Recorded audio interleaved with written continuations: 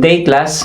Today we are going to discuss the income statement, one of the most important financial statements because this is where we answer the question, kumita ba ang negosyo o nalugi?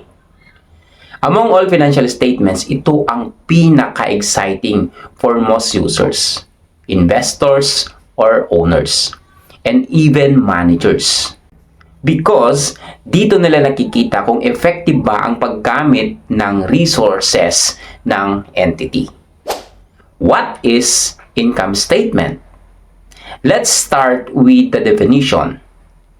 An income statement is a formal statement showing the financial performance of an entity for a given period of time. Ipinapakita nito kung gaano ka-profitable ang negosyo during a specific period, just like for monthly, quarterly, or annually.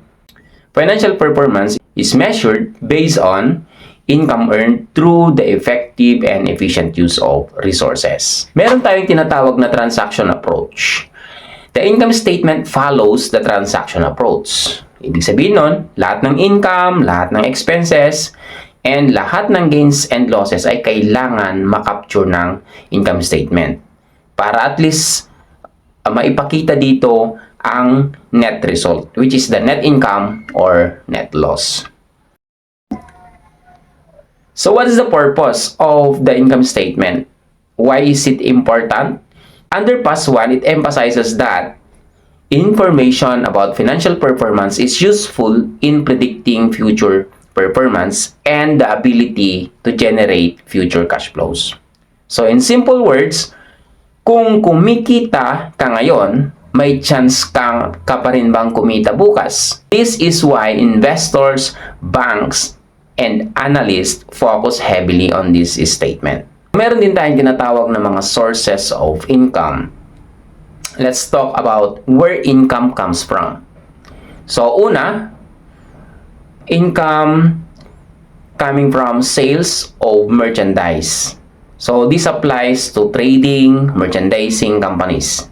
So, example, sales to customers, less returns, or less allowance, or less discounts, and the result will be the net sales. So, gross sales minus deductions is equal to the net sales.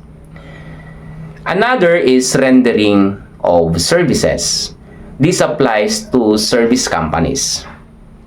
Example, professional fees, advertising, commissions, tuition fees, admission fees. Sa rendering of services, of course, walang products, serbisyo ang binebenta nila. Okay? And another is the use of resources. Income generated from allowing others to use company resources. For example, interest income, rent income, royalty income, and dividend income. So, hindi ka nagbebenta ng goods, pinapagamit ng business ang kanyang mga resources para kumita. So, that is number 3. Then, the next one, number 4, is disposal of resources. So, income from selling non-inventory assets. So, example, gain on sale of investments or even the gain on sale of property, plant, and equipment. Important, hindi ito sales revenue. This is gain or gain lang ang nire-recognize. Okay? Now, let's proceed also to the components of expenses. Una dito is we have the cost of goods sold. So, this includes the direct cost attributable to goods sold. So, example, the purchase cost, the direct labor, or the manufacturing overhead for manufacturers. So, kung walang cost of goods sold, wala ring gross profit. Okay? So, for example, sa merchandising, di ba? So, buying and selling. So, if you purchase a merchandise, for example, 100, then later on, binenta mo siya ng 150. Therefore, we need to recognize the cost of goods sold, which is 100. Okay? Then, we also have what we call distribution cost. So, also known as the selling costs or selling expenses. Ang mga examples nito ay yung advertising natin. delivery expenses, sales commission, freight out, or even the depreciation of delivery equipment. So, costs related to selling and distribution of goods naman ito. Now, let's proceed to the administrative costs. So, ito naman yung mga costs of running the business as a whole. So, ang mga example nito, of course, ay yung office salaries, then office supplies, accounting department cost, ayan, executive expenses also, and even the depreciation of office equipment. So, hindi directly related sa selling. So, pero kailangan para gumawa or gumana ang negosyo or ang business. So, yun ang mga administrative cost. Then, we also have the other expenses. Dito naman sa other expenses, these are expenses not classified as selling or administrative. So, for example, these are the loss on sale of asset or even the casualty loss. So, loss on sale of asset, for example, nagbenta ka ng asset, the carrying amount is 500,000, binenta mo lang siya ng 400,000, for example. So, meron kang loss on sale na 100,000. Casualty loss naman, for example, yung isang warehouse ninyo ay nasunog, so maraming nasira. May mga nasira na goods, may mga nasira na inventories, and nasira din yung warehouse itself. So, that is considered as a casualty loss. Then, we also have the income tax expense. So, this represents taxes payable on taxable income for the period. So, hindi optional ito. This is a required expense. So, take note of this that it is very important rule, no more extraordinary items. So, that is under the past one. So, no income or expense shall be presented as extraordinary. So, meaning wala nang extraordinary gain, wala na ring extraordinary loss. So, even there is an earthquake losses, for example, fire losses, nasunog ang inyong business, or flood, naanod yung mga assets. So, these are considered as part of the regular profit or loss. So, hindi na sila pine-present as extraordinary items. So, required line item under PAS 1. At minimum, the income statement or statement of comprehensive income must include, so we have the revenue, the finance cost, share in the profit or loss of associates, income tax expense, discontinued operations, profit or loss, other comprehensive income, the total comprehensive income. So, hindi optional yung mga sinabi kong yan. So, these are required disclosure. So, yan yung kailangan nating i-present sa ating comprehensive income. So, there are two forms of income statement. So, una na dito, meron tayong tinatawag na functional presentation, also called the cost of goods sold method. So, they are classified according to their function. So, expenses are classified based on functions. So, examples, cost of goods sold, distribution costs, administrative expenses. So, yan, nakaklassify ng may expense based dun sa kanilang function.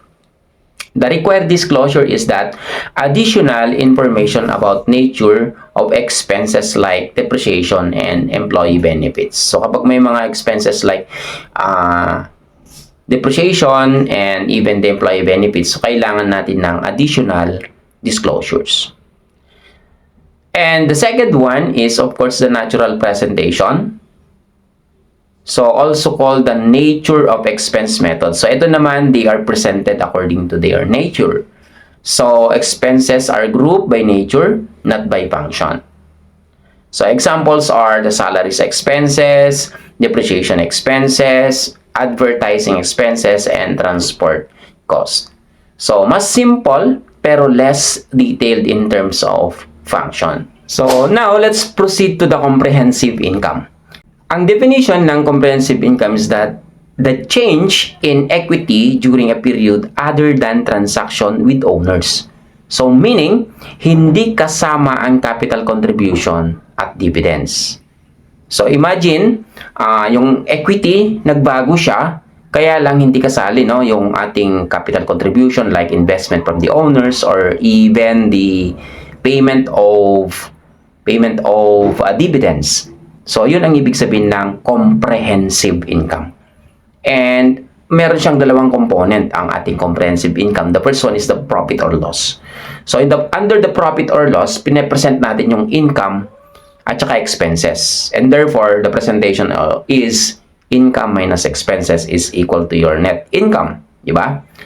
And that excludes our other comprehensive income. So, hindi kasali doon yung other comprehensive income. Kaya, yung pangalawa, dito sa ating comprehensive income is aside from the profit or loss, meron tayong tinatawag na other comprehensive income. And this includes the unrealized gain or loss on equity investment, of course, under the fair value recognized at OCI. Meron din tayong tinatawag na unrealized gain or loss on debt investment, fair value recognized at OCI also. Then, foreign currency translation gains or losses. So, kapag ka nagkaroon ng mga foreign currency translation, tapos, for example, kumita or nalugi, so ipepresent natin yan sa OCI. Revaluation surplus. So, nag-revaluate tayo ng assets, nagkaroon tayo ng surplus, then ipepresent yan sa ating OCI. Actuarial gains or losses. So, nagkanda ka ng actuarial, tapos nagkaroon ng gain or loss, then ipepresent din natin yan sa OCI. Then, we also have your cash flow hedge gains or losses. So, sa mga cash flow hedging instruments natin, if there are gains or losses, they are presented to the OCI. Okay? So, hindi pa realize, kaya hindi pa dumadaan sa profit or loss. Kung napapansin ninyo, lahat ng mga yan ay they are only income by paper. Hindi pa talaga sila realize. Therefore, hindi pa natin pwedeng i-transfer doon sa profit or loss. Therefore, they are still considered as part of the other comprehensive income. Okay? So, the total comprehensive income now, kung nasundan mo yung discussion, is your total profit or loss from the income statement and the other comprehensive income. So, can you imagine, if you present the total comprehensive income, you start from the profit or loss down to your other comprehensive income. So, yung total nun, tinatawag natin siya as total comprehensive income. Okay? And this provides a more complete picture of the financial performance, syempre. So, okay class, sana naintindihan nyo yung discussions natin. Let's remember or tandaan natin that income statement is equal to our financial performance. It tells us how well the entity use its resources. Okay? And under PAS 1, it ensures proper classification, no extraordinary items, and transparent reporting because of disclosures needed. Kaya transparent ang reporting. And also, profit or loss shows the performance today. The comprehensive income shows the bigger picture. Okay? So, see you on our actual class. So, for now, paulit-ulit nyo lang sigurong panoorin tong video natin and basahin nyo rin yung ating reference textbook. Mas maintindihan nyo yung income statement. Okay? See you sa ating klase.